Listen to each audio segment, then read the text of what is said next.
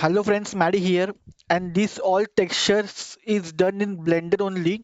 This scene is created in Blender. So see the shading for this. I have add a noise texture and then mixed shading texture and then color ramp and just connected to the scene.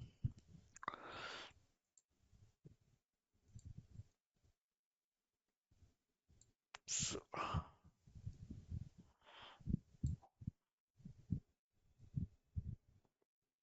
so this is our. I have created all textures in Blender only. This all scene is done in Blender. I have not used Substance Painter and all. I have created a procedural texture. I have just added the noise texture and then color ramp and then scale little bit. This all texture is created in Blender only. Every texture is created in Blender. Blender, the procedural texture in Blender is also fun part. So that's it friend. I hope you guys like this video.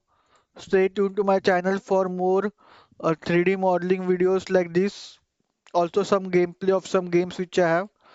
So stay tuned to my channel and I will see you in my next video. Bye guys.